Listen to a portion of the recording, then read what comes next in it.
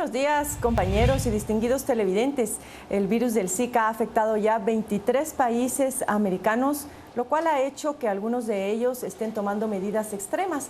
Pero, ¿qué se está haciendo en Guatemala para prevenir esta situación o una situación grave si este virus finalmente empieza a extenderse por el territorio nacional?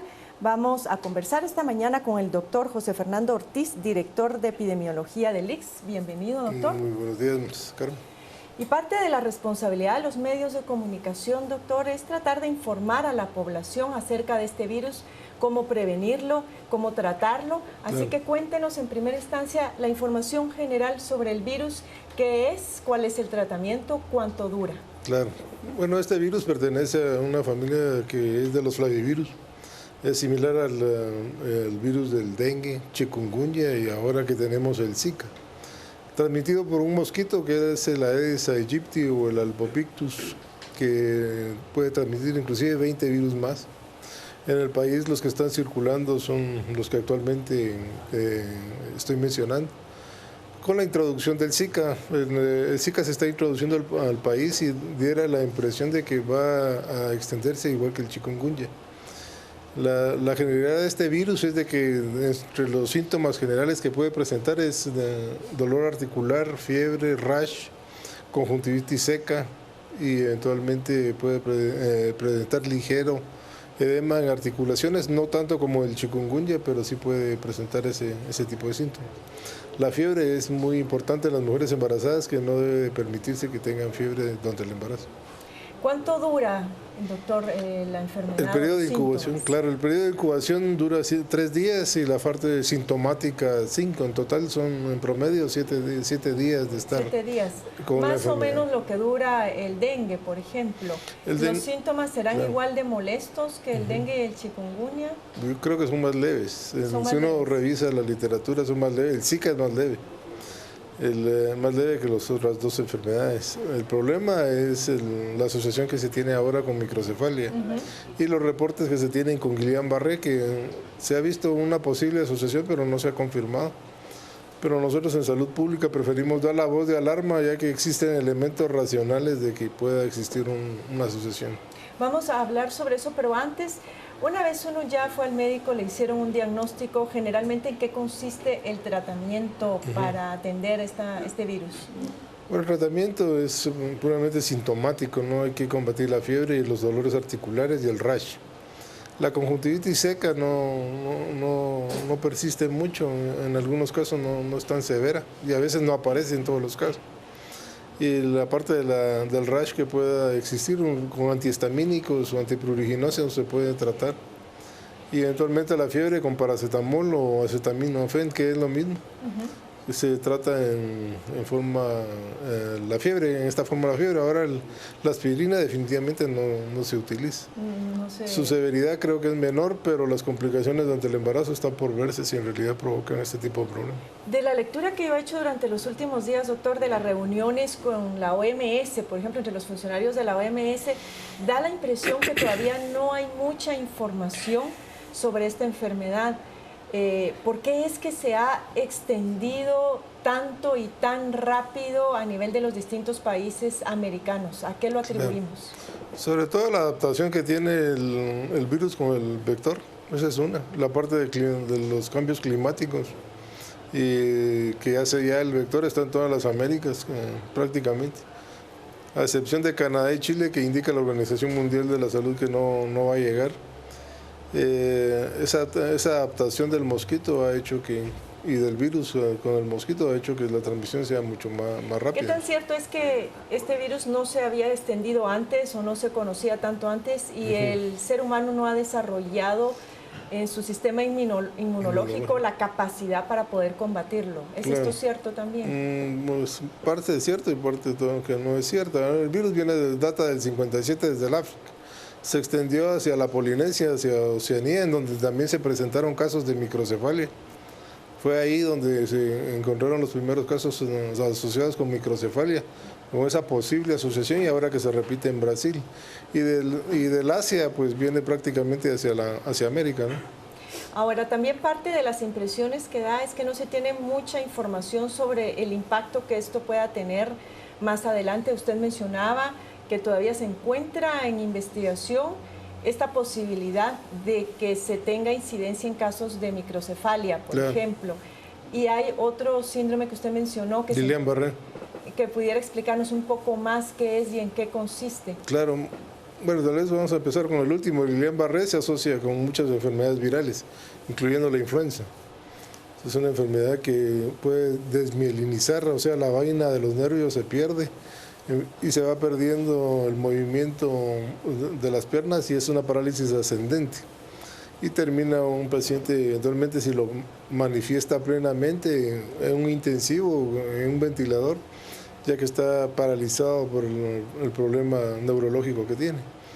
Ahora la parte... Este es un posible efecto, pero no está comprobado aún. Bueno, sí, no está comprobado. Tal vez más comprobado estará la influenza que el virus del Zika. ¿Y la verdad, cura? Cuando uno ya experimenta este otro impacto, ¿tiene cura? ¿O qué tan...? Bueno, tiene cura, por supuesto, claro. ¿Sí? Sí, hoy por hoy el Ministerio y el Seguro Social tienen los elementos siempre y cuando se les dote de insumos, ¿verdad? Para poder tratar este tipo de enfermedades, como cualquier otra enfermedad. Ahora, en relación a la microcefalia, su asociación, esta anomalía es multicausal. O sea, lo puede producir no solo el virus del Zika, sino muchas cosas más.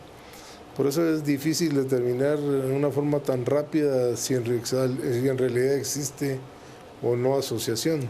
Pero si hay elementos, no tenemos que esperar los estudios cuando hay un brote de Zika y vemos nosotros que también hay un aumento de los casos de microcefalia. Se hace nada más la asociación, pero ¿cuánto tiempo podría llegar a determinar esa relación causal? Bueno, los estudios pueden variar hace un año, ¿no? Pero yo no necesito... Lo importante es prevenir, que usted, aunque... Pero no necesito yo el estudio, claro, totalmente bien diseñado para poder llegar a ese tipo de asociaciones. Tenemos otras herramientas en investigación epidemiológica en donde nosotros sí podemos decir definitivamente yo tengo que hacer algo aquí, como ocurre en Brasil. Conversaremos sobre cómo prevenir este virus, qué medidas se pueden tomar desde casa, desde la comunidad. Pero previo a eso nos vamos a ir con Pietro del otro lado del set para que dé lectura a los comentarios en redes sociales en términos de si estamos preparados o no, en opinión de nuestro público televidente, para enfrentar este virus. Adelante, Pietro. Efectivamente, esa fue la pregunta que planteamos hoy en las redes sociales, Carmen, y es evidente la respuesta de los televidentes, en la cual casi todos coinciden en la negativa. Pero pasemos a los comentarios, que esto es lo que nos han compartido. Dan Herrera nos comentó: lamentablemente no, Guatemala no está siquiera lista para poder detectar la enfermedad con efectividad. También Nico nos comentó: pues yo creo que no, porque ahora ni medicina hay en los hospitales y los médicos no quieren trabajar de corazón. Entonces no creo que se esté preparado. También Carmen nos dijo: sí, aquí en Oriente ya pasó y ustedes ni cuenta se dieron. Por su parte también J dijo: Guatemala no está preparada para nada. Para lo que nos estamos preparando es para un colapso inminente. Exigimos que el dinero designado para todos los ministerios vayan a dar donde tienen que dar, no al bolsillo de esos políticos ladrones. José nos comentó: Guatemala no necesita combatir la famosa Zika, lo que necesita combatir es la corrupción. Cuando empecemos a hacer eso, podremos entonces combatir cualquier cosa. Vilma, por su parte, dijo: no tenemos lo mínimo, definitivamente no. Morris: trágica situación de los hospitales públicos, hace imposible el tener un plan de contingencia. Recomendación: sálvese quien pueda. Y Reina nos dijo: Guatemala está a años luz de poder combatir muchas enfermedades. Pero eso sí, si ustedes ven estadísticas de Guatemala, estas indican que se ha combatido la desnutrición en un tanto por ciento. Y eso es tan falso como decir que no hay crisis en el sector salud. Muchas personas sacan a colación de este tema el tema de la corrupción, porque obviamente para combatir un problema en el país se necesita de estos insumos. Estos son los comentarios al momento, Carmen. Regresamos con ustedes. Muchas gracias, Pietro. Ya se ha incorporado acá al set el doctor Ludwig Ovalle, él es exministro de Salud. Bienvenido, doctor. Gracias por acompañarnos. Buenos días, muchas gracias. Y vemos acá justamente el desaliento por parte de la población, que en términos generales, a la luz de la precariedad de nuestro sistema de salud, pues advierten o se han dado cuenta o opinan que no estamos preparados para hacer frente a este virus. ¿Cuál es su opinión desde su experiencia y lo que ha visto en los últimos meses? Bueno, hay que ver que hay varias partes para prevenir la enfermedad. Una le corresponde a cada persona en su domicilio, porque, como bien decía el doctor Ortiz, el vector es el Aedes aegypti, el mosquito. Nosotros en cada lugar podemos evitar que se propague el mosquito. Al eliminar el vector va a ser imposible que el virus se pueda transmitir de una persona a la otra. En cuanto a cada persona, debiera de en su casa evitar que haya agua estancada, que haya agua reposada. Desafortunadamente en muchos hogares no cuentan con agua entubada y en toneles guardan el agua y ahí se puede reproducir el mosquito. Se supone que el Ministerio de Salud Pública debiera realizar jornadas de eliminación de criaderos. Hay un acuerdo ministerial suscrito en el 2010 para que una vez al mes, en la primera semana, en todos los hogares del país, el Ministerio de Salud, acompañado de otras instituciones, puedan eliminar los criaderos. Desafortunadamente, el Ministerio de Salud ha estado sumido en una crisis tan profunda que ni las acciones preventivas que debiera hacer logró realizar el año pasado. Además que está en proceso de transición también. Por un lado, pero por otro lado, el año pasado, por el pacto colectivo que suscribieron, en el tema de viáticos, como los trabajadores tenían un nuevo renglón de viáticos, si no les daban el nuevo viático, no salían a trabajar. Y como no habían recursos para darles esos viáticos, no se realizaron las acciones preventivas que debieron haberse realizado. ¿Que incluyen la fumigación, doctor? Eliminación de criaderos, ir de casa en casa viendo que no hay agua estancada, educando a la comunidad, nebulizando, colocando abate en el agua reposada, porque hay lugares donde definitivamente el agua no se puede evitar, pues se puede poner abate y de esa manera eliminar la larva del mosquito. El Ministerio de Salud está en un proceso de transición, en una crisis hospitalaria, yo diría más que hospitalaria a nivel general de todo el sistema, que es difícil que pueda tener la capacidad en este momento de hacer frente a esta situación. Por eso es importante que cada guatemalteco en su casa pueda hacer las actividades que le correspondan. En el año 2009 hubo una epidemia de dengue hemorrágico fuerte y se pudo combatir gracias a acciones conjuntas entre diferentes autoridades. Inclusive en Puerto Barrio se hicieron actividades para premiar a la casa que tuviera menos, el índice entomológico es ver cuántas larvas hay en cierta cantidad de agua. Entonces, la que tuviera menos se le daba un diploma, algún reconocimiento para motivar a la comunidad. Exactamente. Ahora bien, se hablaba de que en Guatemala podrían haber 200 casos, 68 de los cuales ya estarían confirmados. Pero esa es la otra duda, ante esa precariedad, ¿es posible confiarnos de esos números, de las estadísticas que puedan emerger? ¿Qué tan certeros son esos datos, doctor? Bueno, lo que yo tengo entendido es que los 68 casos se le hicieron exámenes de laboratorio en el Laboratorio Nacional del Ministerio de Salud, lo cual eso confirma es que esos 68 casos sí son positivos. Los demás se pueden establecer por nexo epidemiológico, porque tampoco alcanzaría los recursos para hacerle diagnóstico de laboratorio a todos los pacientes que tengan algún síntoma parecido. En cuanto al dato exacto, es difícil establecerlo en nuestro medio. Sabemos que, como lo decía un oyente, las estadísticas en nuestro país son muy difíciles de llevarse. Usted pide un informe a un área de salud, le da un dato, después va a la Dirección General de Servicios de Salud, le da otro, y así. De hecho, ahorita está restringida la información a nivel del Ministerio de Salud. Más importante que ver si son 200 o son 500, el vector está. Y la nuestra vulnerabilidad es alta. Y la adaptación del virus al vector y el vector a diferentes ambientes. Antes no había muchos mosquitos en Huehuetenango y ahora pues hay casos por allá también de dengue. Entonces, definitivamente hay que tomar acciones. En el caso que las personas no puedan acceder a un tratamiento, porque si bien decía únicamente hay tratamiento para aliviar esto y lo más básico es el acetaminofén, si las personas no pueden ni acceder a eso, ¿qué tipo de peligro o de riesgo existe si la enfermedad no es tratada, el virus no es tratado oportunamente? Bueno, es una enfermedad relativa de lo que se conoce, porque todavía hay que estudiar más. Han habido pacientes con síntomas neurológicos en países como Brasil y en la Polinesia, que sí son delicados, pero no es en todos los casos. La mayoría de las veces es como un catarro, o puede pasar inclusive inadvertido, porque dura 7 días más o menos la enfermedad. Entonces, no es una enfermedad que pueda ocasionar problemas graves a la persona que la padece. Sin embargo, si presenta síntomas neurológicos o si está la persona embarazada, la mujer está embarazada, están haciendo análisis de qué tanto se relaciona con microcefalia o no. Colombia, por ejemplo, ya estableció la alarma porque ellos están tratando de establecer que sí han aumentado mucho los casos de microcefalia a raíz de que los casos de Zika se han presentado, igual que Brasil. Ahora, doctora, en cuanto a las otras medidas de prevención, en algunos países inclusive se ha recomendado a las mujeres no embarazarse durante los próximos 2 años, pero eso realmente a la luz del sentido común de cualquiera ve que posiblemente en países más desarrollados donde hay una mejor educación puede funcionar. Claro. Pero en el caso de Guatemala, ¿qué hacemos? Sí, bueno, nosotros respetamos las decisiones de los estados, ¿verdad?, en relación a las decisiones que tomen, ya que es una decisión de varios países de Latinoamérica dar esa recomendación.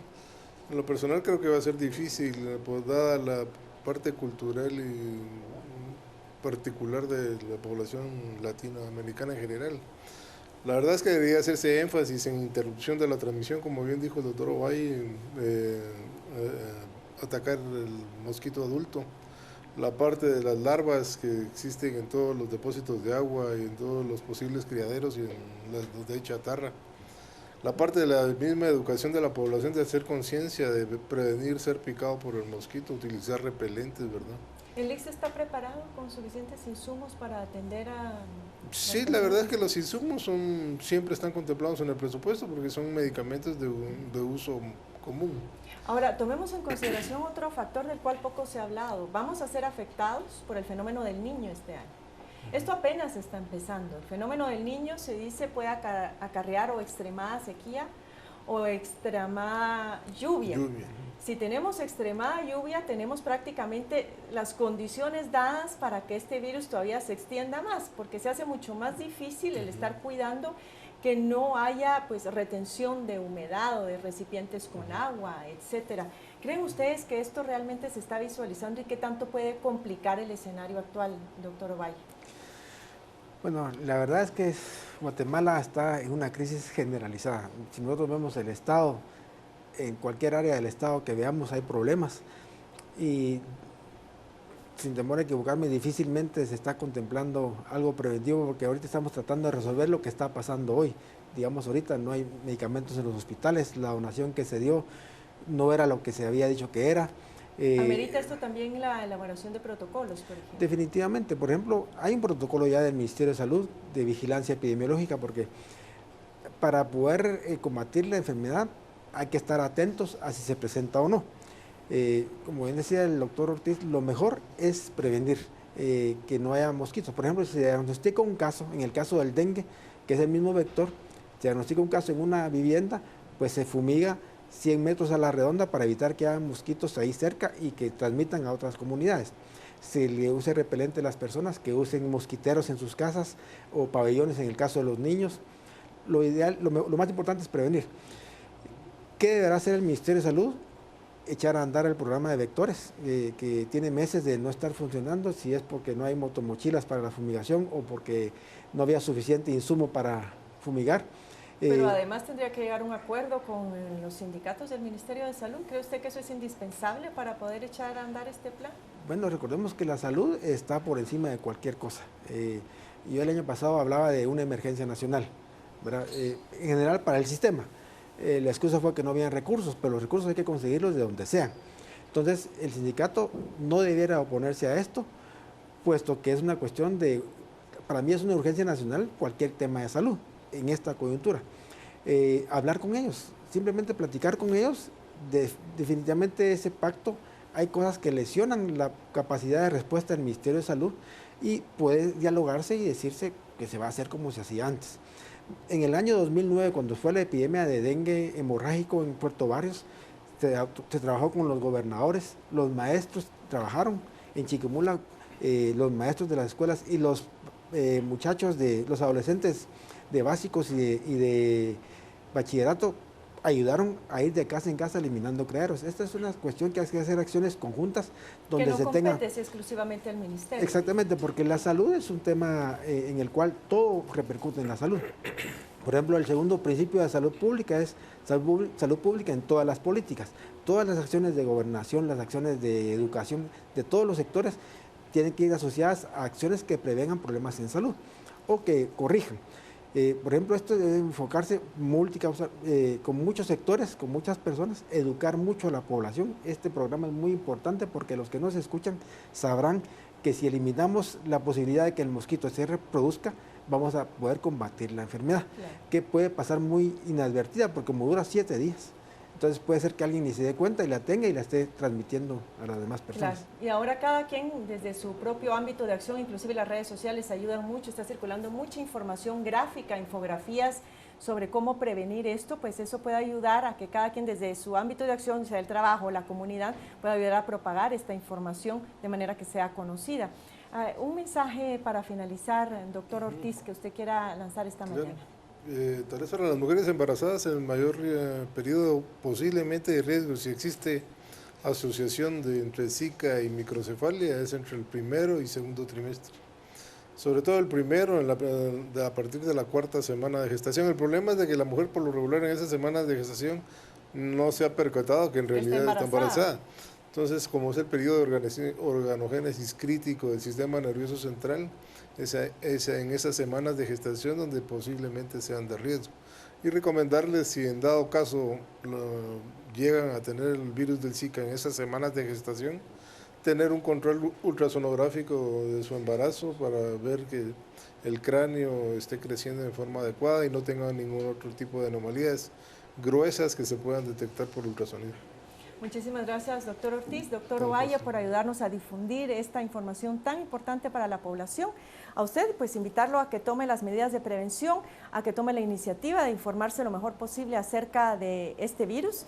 Pues no me resta más que desearle un reparador fin de semana y volvemos ahora al set principal con nuestros compañeros.